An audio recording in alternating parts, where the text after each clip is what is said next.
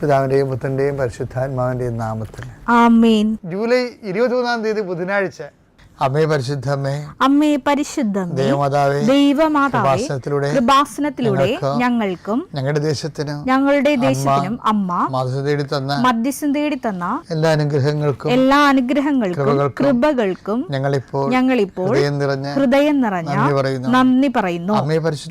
അമ്മേ പരിശുദ്ധമേ, ദൈവമാതാവേ, 2004 ഡിസംബർ 7 ഉച്ചകഴിഞ്ഞ് 2:30 കൃപാസനത്തിൽ സംഭവിച്ച അമ്മയുടെ പ്രത്യക്ഷപ്പെടലിനെ കുറിച്ച് തിരുസഭയ്ക്ക് സമർപ്പിച്ചിരിക്കുന്ന പഠനരേഖകളുടെ മേൽ സഭാത്മകമായ പഠനം ആരംഭിക്കുവാൻ ഞങ്ങൾ പ്രാർത്ഥിക്കുന്നു.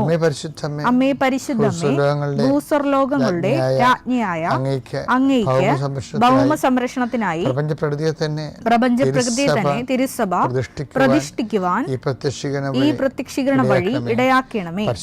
പരിശുദ്ധമ്മേ, ജപമാല മാതാവേ, സകല കൃപാസനം പ്രാർത്ഥനകളോടും ചേർത്ത് ഞങ്ങളിപ്പോൾ പ്രാർത്ഥിക്കുന്ന ഈ കുടുംബത്തിന്റെ പ്രത്യേക നിയോഗം.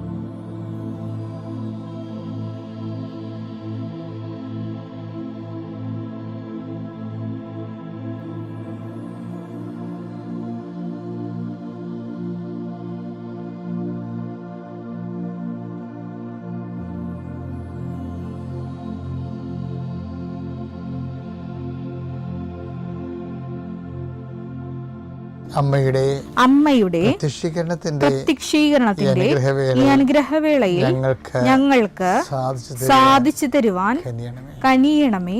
വിശ്വാസ പ്രമാണം. സർവശക്തനായ പിതാവും ആകാശത്തിന്റെയും ഭൂമിയുടെയും സൃഷ്ടാവുമായ ദൈവത്തിൽ ഞാൻ വിശ്വസിക്കുന്നു. അവിടുത്തെ ഏകപുത്രനും ഞങ്ങളുടെ കർത്താവുമായ ഈശോമിശിഹായിലും ഞാൻ വിശ്വസിക്കുന്നു. ഈ പുത്രൻ പരിശുദ്ധാത്മാവിനാൽ ഗർഭസ്ഥനായി കന്യകാമറിയത്തിൽ നിന്ന് പിറന്ന് പൊന്തിയോസ് പീലാത്തോസിന്റെ കാലത്ത് പീഡകൾ സഹിച്ച് കുരിശിൽ തറയ്ക്കപ്പെട്ട് മരിച്ച് അടക്കപ്പെട്ട് പാതാളങ്ങളിൽ ഇറങ്ങി മരിച്ചവരുടെ ഇടയിൽ നിന്ന് 3-ാം നാൾ ഉയർത്ത് സ്വർഗത്തിലേക്ക് എഴുന്നള്ളി സർവശക്തിയുള്ള പിതാവായ ദൈവത്തിന്റെ വലതുഭാഗത്തിരിക്കുന്നു. അവിടെ നിന്ന് ജീവിക്കുന്നവരെയും മരിച്ചവരെയും വിധിക്കുവാൻ വരുമെന്നും ഞാൻ വിശ്വസിക്കുന്നു. പരിശുദ്ധാത്മാവിലും ഞാൻ വിശ്വസിക്കുന്നു. വിശുദ്ധ കത്തോലിക്കാ സഭയിലും പുണ്യവാന്മാരുടെ ഐക്യത്തിലും പാപങ്ങളുടെ മോചനത്തിലും ശരീരത്തിന്റെ ഉയർപ്പിലും നിത്യമായ ജീവിതത്തിലും ഞാൻ വിശ്വസിക്കുന്നു. ആമേൻ. സ്വർഗ്ഗസ്ഥനായ ഞങ്ങളുടെ പിതാവേ, അങ്ങയുടെ നാമം പൂജിതമാകണമേ. അങ്ങയുടെ രാജ്യം വരണമേ. അങ്ങയുടെ തിരുമനസ് സ്വർഗത്തിലെ പോലെ ഭൂമിയിലും ആകണമേ. അന്നു വേണ്ടുന്ന ആഹാരം ഇന്ന് ഞങ്ങൾക്ക് തരണമേ. ഞങ്ങളോട് തെറ്റ് ചെയ്യുന്നവരോട് ഞങ്ങൾ ക്ഷമിക്കുന്നത് പോലെ ഞങ്ങളുടെ തെറ്റുകൾ ഞങ്ങളോടും ക്ഷമിക്കണമേ. ഞങ്ങളെ പ്രലോഭനത്തിൽ ഉൾപ്പെടുത്തരുതേ, തിന്മയിൽ ഞങ്ങൾ രക്ഷിക്കണമേ. ആമേൻ. നന്മ നിറഞ്ഞ മറിയമേ, സ്വസ്തി. കർത്താവ് അങ്ങയുടെ കൂടെ സ്ത്രീകളിൽ അങ്ങ് അനുഗ്രഹിക്കപ്പെട്ടവളാകുന്നു. അങ്ങയുടെ ഉദരത്തിൻ ഫലമായി ഈശോ അനുഗ്രഹിക്കപ്പെട്ടവനാകുന്നു. പരിശുദ്ധ മറിയമേ, തമ്പുരാന്റെ അമ്മേ, പാപികളായ ഞങ്ങൾക്ക് വേണ്ടി ഇപ്പോഴും ഞങ്ങളുടെ മരണസമയത്തും തമ്പുരാനോട് അപേക്ഷിക്കണമേ. ആമേൻ. കർത്താവിന്റെ ഉന്നതമായ നാമത്തിന് സ്തോത്രം ചെയ്യുന്നു. കർത്താവിന്റെ വിശുദ്ധ പൗരോഹിത്യത്തെ മഹത്വപ്പെടുത്തണമേ. കർത്താവിൽ സഭയിലുള്ള സാന്നിധ്യം പ്രകടമാക്കണമേ. അലങ്കോലം പിടിച്ച കുടുംബങ്ങൾ, കോലാഹലപ്പെട്ട കുടുംബങ്ങൾ, തമ്മിൽ സ്പർദ്ധയുള്ളവരെ, കണ്ടാൽ എതിർക്കുന്നവരെ, പരസ്പരം തകർച്ച ആഗ്രഹിക്കുന്നവരെ, സ്വന്തം രക്തത്തിലുള്ളൊരു പോലും കേസിൽ കുടുക്കി പരാജയപ്പെടുത്താൻ ആഗ്രഹിക്കുന്നവരെ, പൈശാചിക ശക്തിയാൽ ബന്ധിക്കപ്പെട്ട കുടുംബങ്ങളെ യേശു ക്രിസ്തു നാമത്തിലെ യേശു വിശ്വസിക്കുന്നതിൻ്റെ ശക്തിയാൽ അതിൻ്റെ ബാധിച്ചിരിക്കുന്ന എല്ലാവിധ തിന്മകളും അഴിഞ്ഞു മാറട്ടെ എന്ന് ഈശോനാമത്തിൽ കൽപ്പിക്കുന്നു. കർത്താവ് നിൻ്റെ വിശുദ്ധ പൗരോഹിത്യത്തെ മഹത്വപ്പെടുത്തണമേ.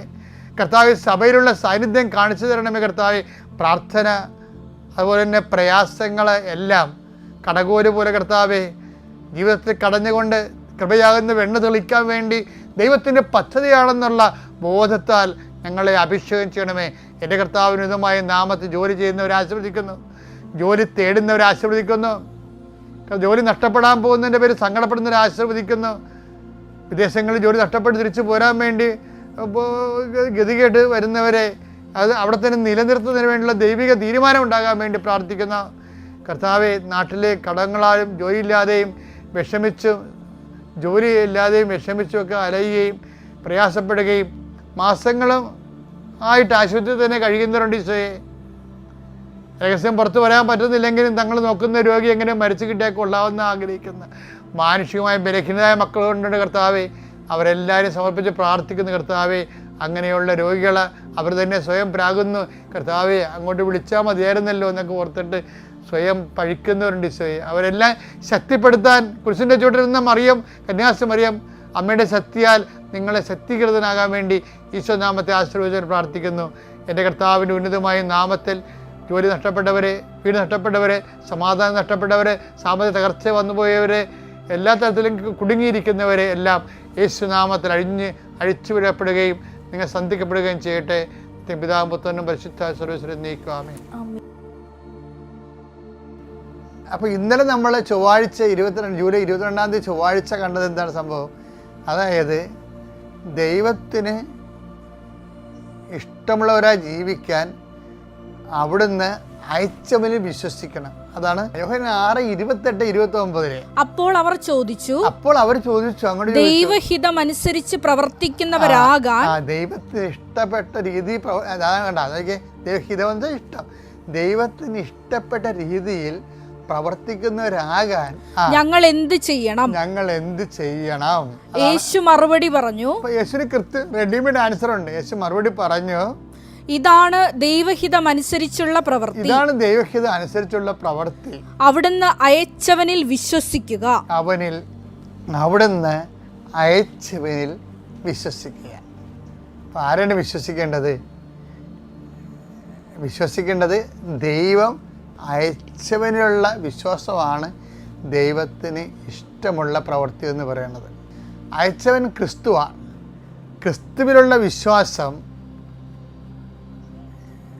നമുക്കൊരു ആശയപരമായ വിശ്വാസം ഉണ്ടാകാം, പക്ഷേ ദൈവത്തിന് സ്വീകാര്യമാകുന്നത് എപ്പോഴും കംപ്ലീറ്റ്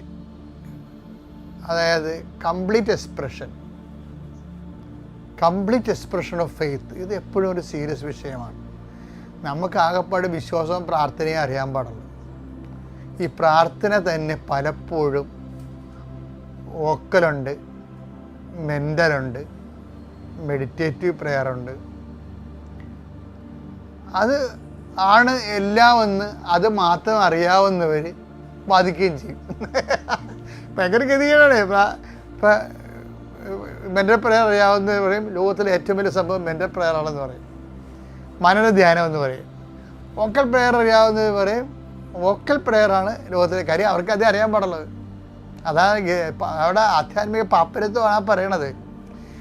ശരിക്കും വിശ്വാസത്തിൻ്റെ എക്സ്പ്രഷൻസ് എന്ന് പറയണത് എന്താണ്? പ്രവൃത്തിയാണ്. പ്രാർത്ഥന പോലെ തന്നെ പ്രാർത്ഥന അതിൻ്റെ അകത്ത് ഒരു എക്സ്പ്രഷൻ മാത്രമാണ്. പിന്നെന്താണ്?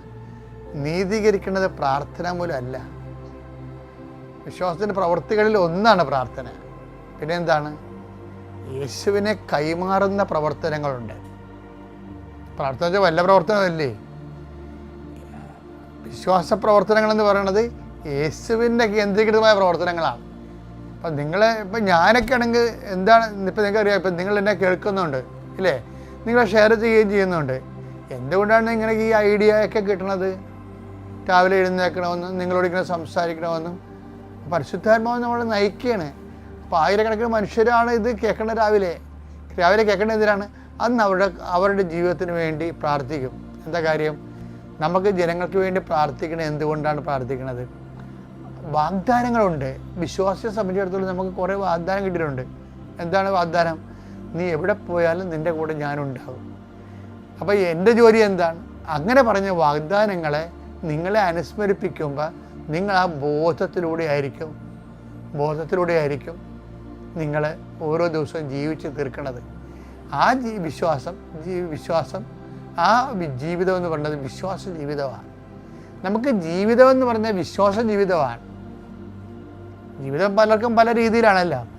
പക്ഷെ അൾട്ടിമേറ്റ് ആയിട്ടെന്ന് പറയണത് ഒരു ദൈവ പൈതലിനെ സംബന്ധിച്ചിടത്തോളം ജീവിതം എന്ന് പറയുന്നത് വിശ്വാസ ജീവിതമാണ്.